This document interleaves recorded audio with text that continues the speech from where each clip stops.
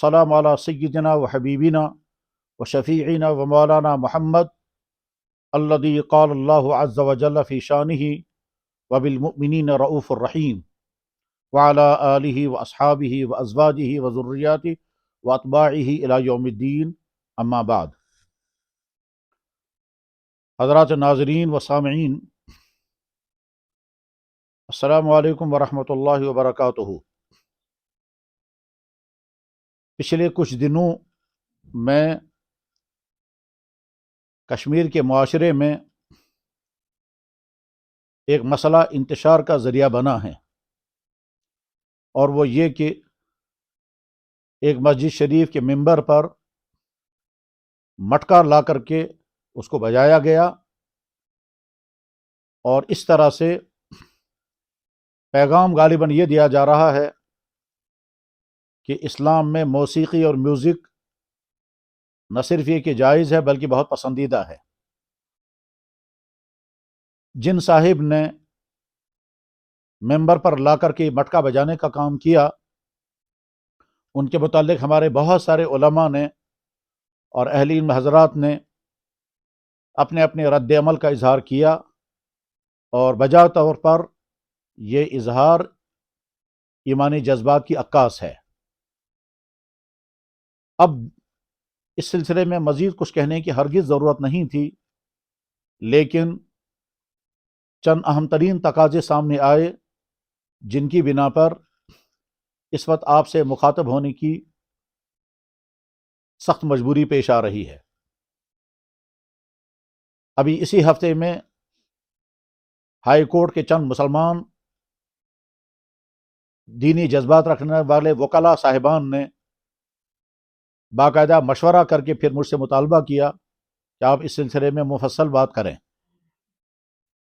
اس سے پہلے میڈیا سے جڑے ہوئے ہمارے بہت سارے دینی جذبہ رکھنے والے جوانوں نے متعدد مرتبہ مجھ سے شدید تقاضا کیا کہ آپ اس سلسلے میں ضرور بات کریں۔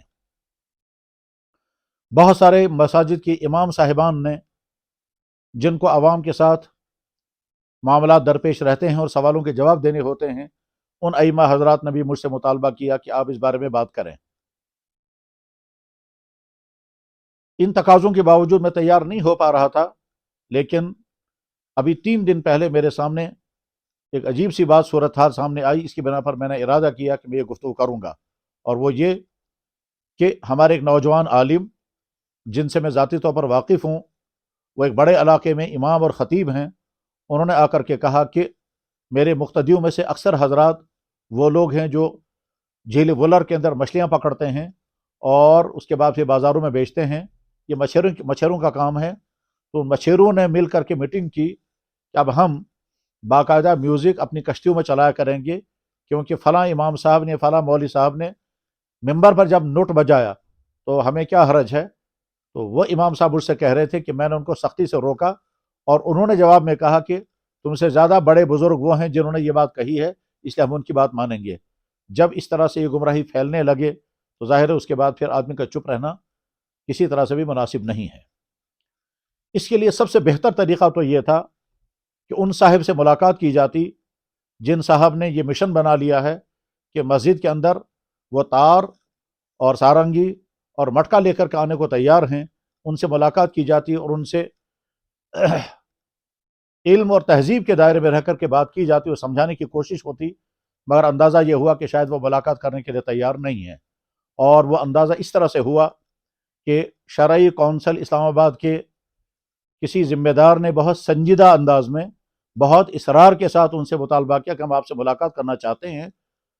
وہ گفتگو میں نے ساری سنی، وہ بہت ہی اچھے انداز میں ان سے اصرار کر رہے ہیں اور ہر طرح سے ملاقات کرنے کے لیے تیار ہیں، ان کے گھر جانے کو تیار ہیں، ان کی مسجد میں پہنچنے کو تیار ہیں، یا جہاں وہ کہیں گے وہاں ان کو ہر طرح کا تحفظ دینے کو تیار ہیں۔ مگر موصوف نے ٹال مٹول کا رویہ اختیار کیا، اور اس طرح سے امید نہیں کہ ان سے ملاقات ہو سکے گی۔ اس ساری صورتحال میں اب گویا یہ آپ سے یہ گفتگو کی جا رہی ہے۔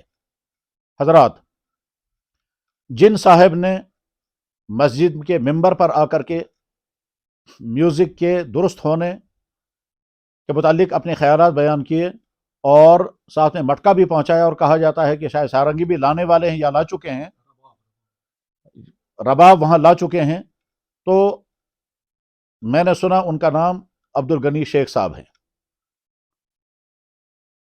میں پوائنٹ وار عرض کرتا ہوں کہ انہوں نے کیا کیا غلطیاں کی اور یہ غلطیاں کتنی سنگین انداز کی غلطیاں ہیں۔ غلطی نمبر 1، انہوں نے قرآن کریم کی آیت کے غلط معنی بیان کیے، بلکہ قرآن کریم کی آیت کی تحریف کی۔ اللہ تعالیٰ شانہ ارشاد فرماتے ہیں خلق الانسان من صلصال من کالفخار۔ صلصال و کالفخار کے معنی ہیں ایسی مٹی جو خشک ہونے کے بعد کھٹکتی ہو، کھنکتی ہو، یعنی اس کو ہاتھ لگائیں گے تو وہ اندر سے بجتی ہو۔ اس مٹی سے اللہ تعالیٰ شانہ آدم علیہ السلام کو پیدا فرمایا۔ ظاہر ہے اس کا تعلق تخلیق آدم کے ساتھ ہے، اس کا تعلق مٹکا بجانے کے ساتھ نہیں ہے۔ لیکن انہوں نے اس آیت سے کیا ثابت کیا؟ اس سے پتہ چلتا ہے کہ مٹکا بجانا درست ہے۔ اس طرز عمل کو کہا جاتا ہے تحریف دین، اور یہ بدترین جرم ہے۔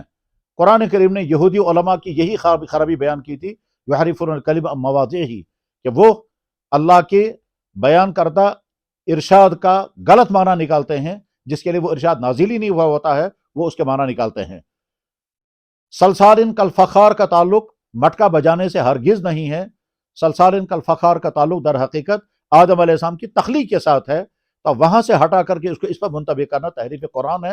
اور یاد رکھنا چاہیے حضرت عبداللہ ابن عباس رضی اللہ تعالیٰ عنہ، حضرت عبداللہ بن مسعود رضی اللہ تعالیٰ عنہ کی بیان کردہ حدیث ترمذی شریف کتاب التفسیر میں موجود ہے۔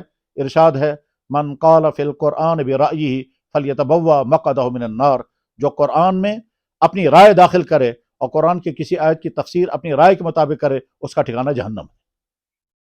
تو پہلی غلطی ان کی یہ ہوئی کہ انہوں نے تحریف قرآن کا جرم کا ارتکاب کیا ہے، یعنی گویا اللہ تعالیٰ شانہ کی طرف وہ بات منسوب کر رہے ہیں جو اللہ کی مراد ہی نہیں ہے۔ اور ثبوت اس کا یہ ہے کہ 1400 سال کی تاریخ میں کسی شخص نے بھی آج تک یہ نہیں سمجھا کہ صلصال کا فخار کے معنی مٹکا بجانا ہے۔ دوسری سنگین ترین غلطی ان سے یہ ہوئی ہے کہ انہوں نے جناب رسول اللہ صلی اللہ علیہ وسلم کی طرف غلط بات منسوب کی ہے۔ چنانچہ ان کے بیان میں نے خود سنا، وہ یہ کہتے ہیں کہ اللہ کے نبی علیہ السلام کی خدمت میں حضرت عائشہ صدیقہ رضی اللہ موجود تھیں، وہاں کوئی خاتون آئیں اور انہیں گانا گایا، اور اللہ کے نبی علیہ السلام وہ گانا سماعت فرماتے رہے۔ کیا یہ واقعہ صحیح ہے؟ جواب ہرگز صحیح نہیں ہے۔ ایسا کوئی واقعہ نہیں ہے کہ اللہ کے نبی علیہ السلام کے سامنے کوئی عورت آئے اور وہ گانے گائے اور اس کے بعد پھر حضور کی طرف اس بات کو منسوب کیا جائے آپ نے گانا سنا۔ اس سلسلے میں یہ جو غلطی ہے، یعنی حضور کی طرف غلط بات منسوب کر رہا، یہ بہت سنگین جرم ہے۔ بخاری شریف میں ایک ہی جگہ پر 5 حدیثیں ہیں۔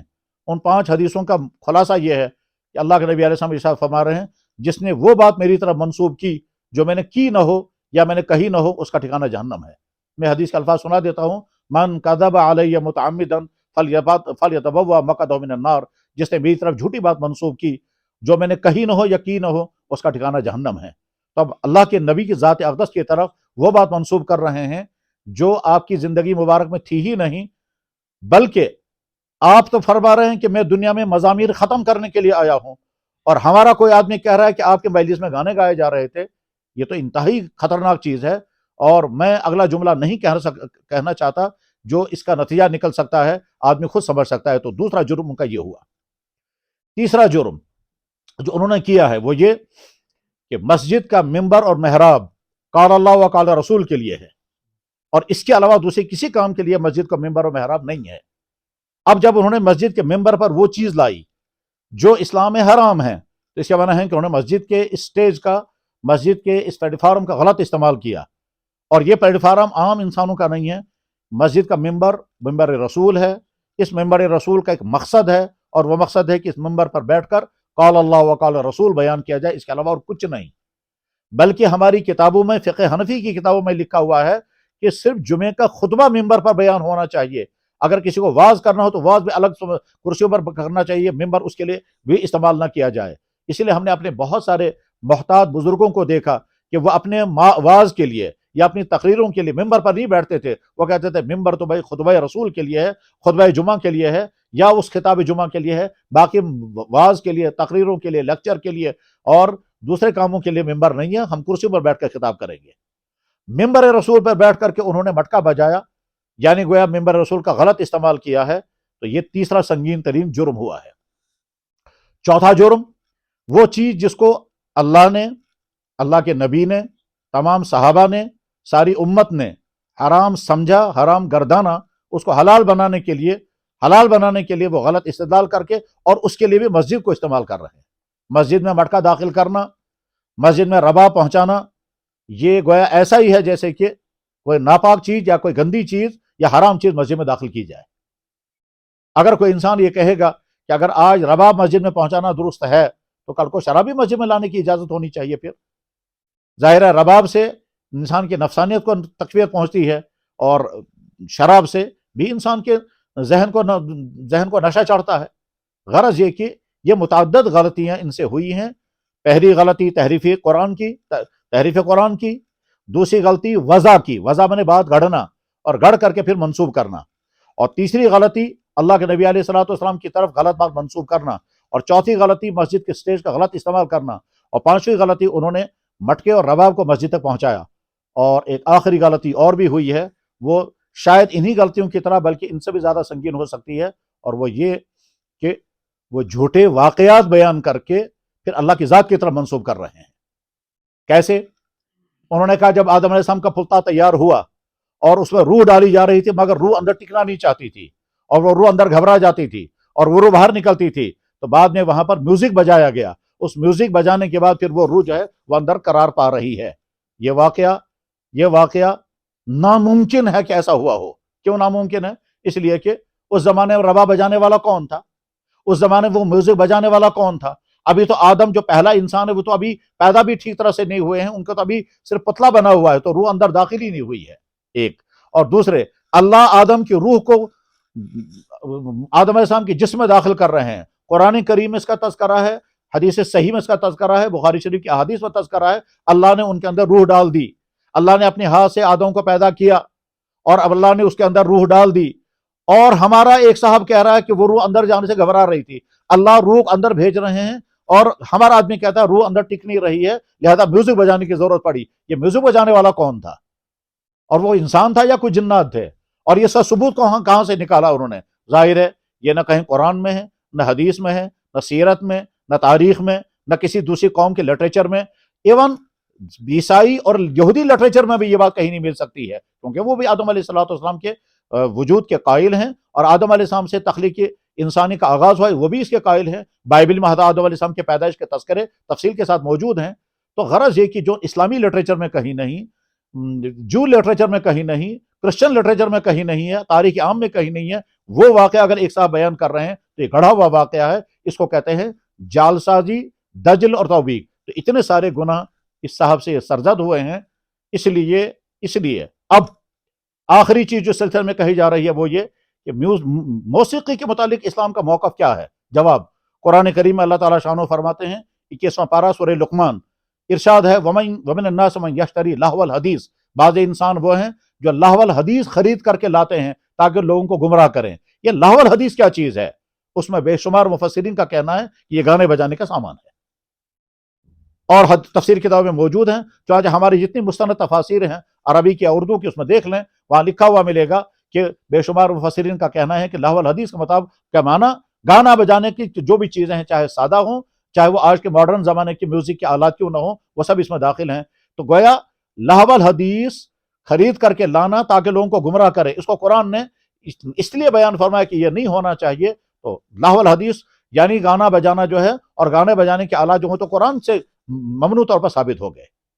جناب رسول اللہ صلی اللہ علیہ وسلم کا مبارک ارشاد ہے، آپ نے ارشاد فرمایا، عبداللہ بن مسعود رضی اللہ عنہ حدیث کے راوی ہیں، اور غالباً صحیح ابن حبان میں حدیث ہے، اللہ کے نبی علیہ السلام نے ارشاد فرمایا، ان الغنا ينبت النفاق فی القلب کما ينبت الماء الزرع، کہ نفاق، یہ گانا جو ہے، میوزک جو ہے، یہ دل کے اندر نفاق ایسے پیدا کر دیتا ہے جیسے پانی کھیتی کو اگا دیتا ہے۔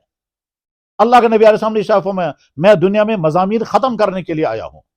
ترمذی شریف میں حدیث موجود ہے، جناب رسول اللہ صلی اللہ علیہ وسلم نے ارشاد فرمایا، جب میری امت 15 کام کرے گی تو اس پر پھر عذاب آئیں گے۔ ان 15 کاموں میں سے ایک کام یہی ہے، کیا؟ کہ جب گانے عام ہوں گے اور میوزک بجائے جائیں گے۔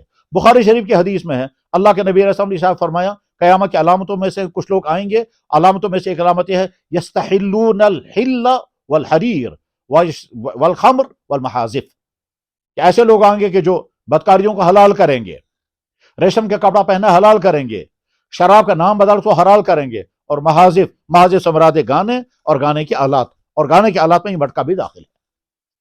غرض یہ کہ اچھا اسلامی قانون کو بیان کرنے کا اختیار و حق جو ہے وہ فقہائے کرام کو ہے، اور فقہائے کرام استدلال کرتے ہیں قرآن کریم کی آیات سے اور احادیث مبارکہ سے۔ احادیث اس سلسلے میں مبرہن طور پر ہیں، واضح طور پر موجود ہے۔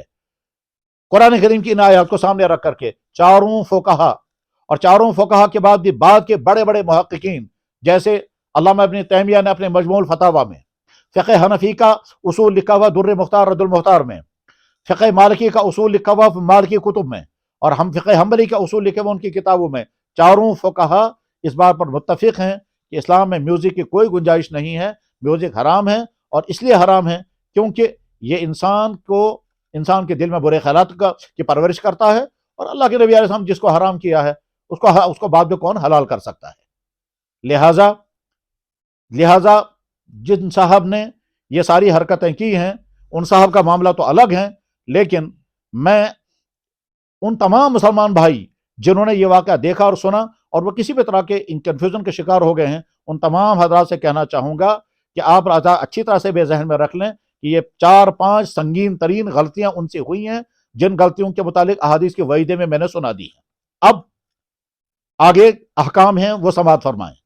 پہلی بات، اس طرح کے انسان کی گفتگو سننا سخت ترین جرم ہے، اس لیے تمام حضرات اس طرح کے آدمی کو گفتگو سننا بند کر دیں، نہ اس کے پیج کو دیکھیں نہ اس کے بیانات کو سنیں، اور یہ بیانات کو سننے کی ممانعت کی وجہ ابھی میں تھوڑی دیر میں عرض کرتا ہوں، نمبر 1۔ دوسری بات یہ ہے ہر مسجد کے منتظمین جہاں جہاں یہ صاحب پہنچتے ہوں گے بیان کرنے کے لیے، مسجد کے منتظمین کی ذمہ داری ہے کہ وہ ایسے شخص کو اپنی مسجد اپنی ممبر کو استعمال کرنے کی ہرگز اجازت نہ دیں، اور جس مسجد میں اگر یہ کسی مسجد میں متعین طور پر خطیب ہے اس مسجد کے انتظامیہ کی ذمہ داری ہے کہ ایسا شخص جو امت کو گمراہ کر رہا ہے اس کے حوالے مسجد کا اسٹیج نہ کریں۔ جناب رسول اللہ صلی اللہ علیہ وسلم نے ارشاد فرمایا ان اخوف ما اخاف علی امتی، مجھے جن باتوں کا اپنی امت کے بارے میں بہت ڈر ہے ان میں سے ایک بڑا ڈر اس بات کا ہے الائمۃ المضلین، ایسے انسان سامنے آئیں گے جو لوگوں کو گمراہ کرنے والے ہوں گے۔ تو جب ایک شخص یہ گمراہی کا کام کر رہا ہے تو اس مسجد کی انتظامیہ والوں کی ذمہ داری ہے کہ وہ ہرگز اس ممبر پر ان صاحب کو بیٹھنے نہ دیں، اور اگر یہ عمل وہ کر رہے ہیں تو سمجھ لیں کہ گویا وہ لوگوں کو گمراہ کرنے کے اس عمل میں معاون بن رہے ہیں۔ جن لوگوں نے اب تک ان کے بیانات سنے ہیں وہ توبہ کریں، خاص طور پر اس لیے بھی کہ جب وہ مٹکا بجا رہے تھے اور مجمع میں بیٹھے کچھ لوگ جو ہیں وہ خوشی کا اظہار کر رہے تھے، انا للہ و انا الیہ راجعون، مسجد میں بیٹھ کر کے گانے گائے جائیں، مٹکے بجائے جائیں اور لوگ واہ واہ کرنے لگیں، خوشی محسوس کریں، اللہ کے علم میں ہے کہ اس طرح کے لوگوں کے ایمان کا کیا بنے گا۔ میں فتاوی کی کتابوں کے حوالہ نہیں، میں ابھی کل مجموع الفتاوی علامہ شیخ الاسلام علامہ ابن تیمیہ کا فتویٰ پڑھ رہا تھا، اس میں وہ لکھ رہے تھے یخاف علیہ الکفر، جو گانوں سے لذت محسوس کرے گا اس پر تو کفر کا خطرہ ہے۔ یہ صاحب کیا کام کر رہے ہیں؟ من استحل الحرام یخاف علیہ ان یکفر، جو کسی حرام کو حلال بنانے لگے گا، خطرہ اس بات کا ہے کہ وہ کافر ہو جائے گا، اور بعضی کتابوں میں تو بالکل صاف حکم لکھا ہوا ہے۔ یہ تو ہے مسجد والوں کی ذمہ داری، اور یہ ہے عوام کی ذمہ داری، اور جو لوگ سوشل میڈیا پر یہ دیکھتے رہتے ہیں ان کی ذمہ داری ہے کہ انصاف کا پیج ہرگز نہ دیکھیں، جو شخص گمراہی پھیلانے والا ہو اس کی گمراہی کی بات ہرگز نہیں سننی چاہیے۔ اس سلسلے میں جو واقعہ عرض کرنا چاہتا ہوں وہ میں عرض کرتا ہوں کہ ہماری حدیث کی کتابوں میں ایک اہم ترین کتاب اس کو کہتے ہیں دارمی، سنن دارمی میں یہ واقعہ لکھا ہوا ہے۔ حضرت فاروق اعظم رضی اللہ تعالیٰ کی خدمت میں کوفہ کے گورنر حضرت ابو موسیٰ اشعری رضی اللہ تعالیٰ نے اطلاع بھیجی کہ حضرت یہاں ایک صاحب ہیں، وہ عجیب سوالات کھڑے کرتے ہیں قرآن کے متعلق، نئے مسائل بیان کر رہے ہیں دین کے متعلق، اور اس کی وجہ سے لوگوں میں انتشار پیدا ہو گیا ہے۔ قرآن کی آیتوں کے متعلق ایسے سوالات کھڑا کرتے ہیں جس کی وجہ سے لوگ منتشر ہو گئے ہیں۔ پھر اس کے بعد یہ صاحب وہاں سے فرار ہو کر کے مصر پہنچے، مصر سے پتہ چلا کہ مصر میں ہیں، تو حضرت عمرو بن عاص رضی اللہ تعالیٰ جو مصر کے گورنر تھے، وہاں انہوں نے حضرت فاروق اعظم رضی اللہ عنہ کو اطلاع بھیجی کہ فلاں مزاج کا آدمی یہاں پہنچ گیا ہے۔ حضرت فاروق اعظم رضی اللہ تعالیٰ نے فرمایا ان کو فوراً میرے پاس بھیج دو۔ چنانچہ سبیق نام کے اس آدمی کو مصر سے مدینہ المنورہ دارالخلافہ بھیجا گیا، یعنی حضرت فاروق اعظم رضی اللہ عنہ کے پاس۔ جو آدمی ان کو لے کر کے آئے انہوں نے اس آدمی کو باہر رکھا اور خود اندر داخل ہو گئے۔ حضرت فاروق اعظم رضی اللہ عنہ نے فرمایا وہ آدمی تمہارے ساتھ ہے؟ انہوں نے کہا جی ہاں میرے ساتھ ہے۔ فرمایا دیکھو کہیں بھاگنے نہ پائے ورنہ سزا تم کو لگے گی۔ اس کے بعد اس کو بلایا اور بلانے کے بعد پھر فرمایا تم نے اسی طرح کے سوالات اٹھائے ہیں، تم نے اسی طرح کی باتیں پھیلائی ہیں؟ اسے سر نیچے کیا۔ اس کے بعد حضرت فاروق اعظم رضی اللہ تعالیٰ عنہ نے اس کے کمر پر درے مارنے شروع کیے، یہاں تک کہ ساری کمر لہو لہان ہو گئی اور وہ چیختا رہا۔ فرمایا نہیں نہیں، تو نے دین کے اندر انتشار پیدا کیا ہے، یہاں تک کہ جب اس سے ساری کمر لہو لہان ہو گئی اب وہ ہمت بھی نہیں کر پا رہا تھا اٹھنے کی۔ اس کے بعد اس آدمی سے فرمایا اس کو اپنے گھر لے جاؤ اور لے جا کر کے جب یہ ٹھیک ہو جائے گا پھر میرے پاس لے آنا۔ چنانچہ وہ مہینوں تک اس کے گھر میں رہا، جب وہ ٹھیک ہو گیا پھر لے آئے، اور لانے کے بعد پھر حضرت فاروق اعظم نے پھر مارنا شروع کیا اور فرمایا کہ تو اس طرح سے دین میں انتشار پیدا کر رہا ہے۔ اتنا زیادہ مارا کہ اس کا کمر ساری لہو لہان ہو گئی۔ پھر فرمایا اس کو لے جاؤ اور لے جا کر کے اپنے بات رکھو، جب ٹھیک ہو جائے گا پھر میرے پر لے آنا۔ چنانچہ تیسری مرتبہ ان کو لایا گیا۔ اس نے کہا حضرت میرے دماغ سے وہ ساری خرابیاں نکل گئی، وہ خناس میرے ذہن سے جھڑ چکا ہے۔ فرمایا نہیں ابھی نہیں صاف ہوا، تو جب تک مجھے یقین نہیں ہو جائے گا۔ تیسری مرتبہ اتنی سخت سزا دینے کے بعد پھر ان کو بھیج دیا جیسے عراق، اور عراق میں حضرت ابو موسیٰ اشعری رضی اللہ عنہ نے فرمایا اس آدمی کو تمہارے پاس واپس بھیج رہا ہوں، خبردار عوام کو اس کے بعد بیٹھنے مت دینا، خبردار عوام کو اس کے بعد بیٹھنے مت دینا۔ ایاکم و مجالست الناس، بچنا تم لوگوں کے ساتھ، اس کا ملنا جلنا نہیں ہونا چاہیے۔ میں نے جو ابھی تھوڑی دیر پہلے عرض کیا تھا کہ ان صاحب کا پیج نہ دیکھا جائے، ان صاحب کے بیانات نہ سنے جائیں، ان صاحب کی گفتگو نہ سنی جائے، اور ان صاحب کو مسجد میں نہ آنے دیا جائے۔ اسی بنیاد پر میں نے کہا کہ جو گمراہی پھیلانے کا کام کرے ان کے لیے یہ ہے۔ لہٰذا پھر حضرت فاروق اعظم رضی اللہ عنہ ابو موسیٰ اشعری کو فرمایا جب تمہیں یقین ہو جائے کہ یہ درست ہو چکا ہے اس کے بعد اس کو عوام سے ملنے کی اجازت ہے، اس کے پہلے نہیں ہے۔ دراصل دین کو شفافیت کے ساتھ آگے باقی رکھنا ضروری ہے، اور اسی ضرورت کی بنا پر یہ بات عرض کی جا رہی ہے۔ ترمذی شریف میں حدیث ہے، جناب رسول اللہ صلی اللہ علیہ وسلم کا مبارک ارشاد ہے، آپ علیہ السلام نے ارشاد فرمایا اللہ تعالیٰ شانہ تین آدمیوں پر لعنت کرتے ہیں، اللہ تعالیٰ شانہ تین آدمیوں پر لعنت کرتے ہیں۔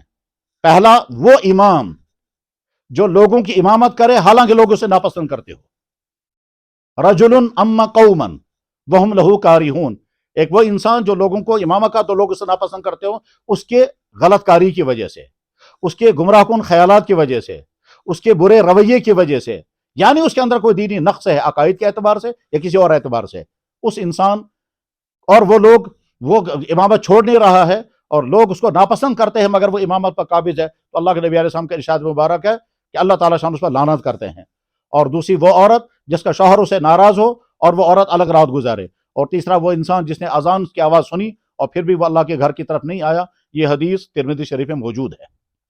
اب آخر میں یہ جو صاحب ہیں جنہوں نے یہ مٹکا بجایا، میں براہ راست ان کی خدمت میں یہ عرض کرنا چاہوں گا کہ میرے بھائی، ہم جس دور میں گزر رہے ہیں یہ دور وہ ہے کہ مسلمانوں کے گھروں کے لڑکے اور لڑکیاں مرتد ہو رہے ہیں، مسلمانوں کے بچے تباہ ہو رہے ہیں، بے دینی کی سارا سیلاب ہم پر مسلط ہے، نہ صرف بے دینی کا بلکہ کفر اور الہاد اور شرک ہمارے گھروں میں تو داخل ہو رہا ہے۔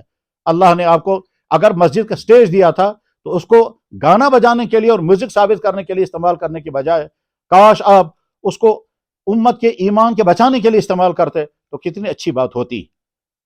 میں ہمت کر کے یہ کہنا چاہوں گا کہ جناب محترم عبد الغنی صاحب، قیامت کے دن جب اللہ تعالیٰ پہنچیں گے، اللہ تعالیٰ آپ سے پوچھیں گے جو چیز میرے نبی نے حرام کی تھی تو اس کو حلال کیسے کر رہا تھا، جو چیز میں نے کی ہی نہیں تھی تو اس بارے میں کیوں میرے بارے میں کہہ رہا تھا، میں نے آدم کو مٹی سے پیدا کیا تھا تو نے اس سے کہا مٹکا بنانا جائز ہے، مجھے یہ تم نے کیسے ہمت کی ہے۔ تو اللہ تعالیٰ شان آپ سے پوچھیں گے، آپ اس وقت کیا جواب دیں گے؟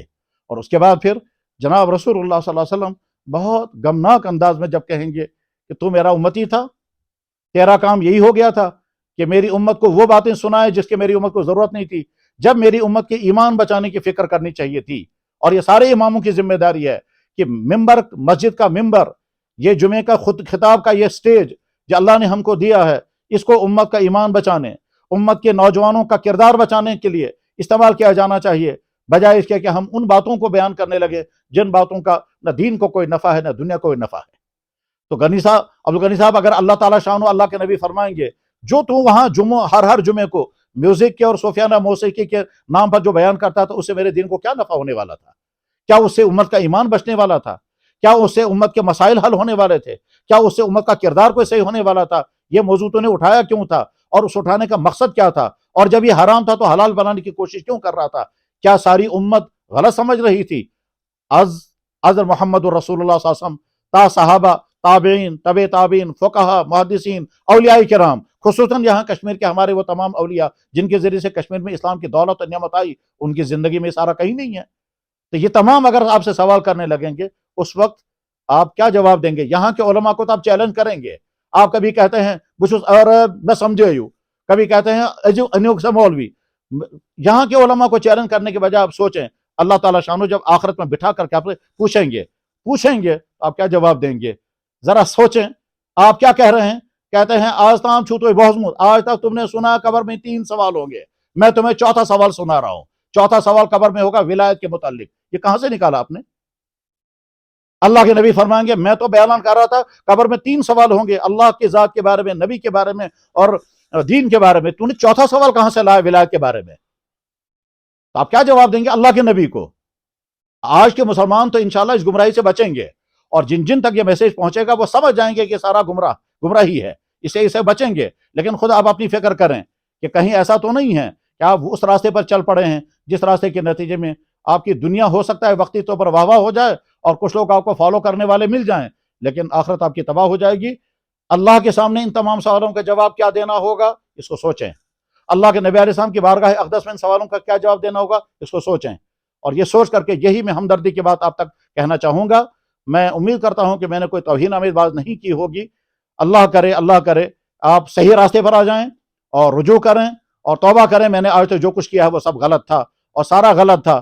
کس قدر عجیب بات ہے، آپ فقیری کے نام پر لوگوں کے ڈنڈے مار رہے ہیں. کس قدر عجیب بات ہے، فقیری کے نام پر عورتوں کو پیٹ رہے ہیں. یہ کون سے دین میں ہے؟ کیا اللہ کے نبی علیہ السلام نے دین، صحابہ کرام نے، یا جن بزرگوں ادھر ہم تک دین پہنچا ہے آج تک دین کے لیے یہ ڈنڈے بازی اس طرح سے کبھی ہوئی ہے؟ تو اس لیے لوگوں کی جہالت کا فائدہ اٹھا کر کے یہ طرز عمل اختیار کرنا مناسب نہیں ہے. اپنا سدھار کریں، اپنے آپ کو کسی صحیح راستے پر لے آئیں اور کسی سچے صاحب علم اور صاحب روحانیت بزرگ سے اپنے آپ کو وابستہ کر لیں، اسی میں آپ کے لیے خیر خواہی ہے. اللہ کرے اس وقت یہ گفتگو سننے والے تمام بھائیوں کے لیے اور جہاں جہاں تک یہ میسج پہنچے ان تمام بھائیوں کے لیے راہ حق کے سمجھنے کا اور غلط فہمیوں کے دور ہونے کا اور انتشار کی ختم ہونے کا ذریعہ بنے. وآخر دعوانا ان الحمدللہ رب العالمین برحمتک یا ارحم الراحمین.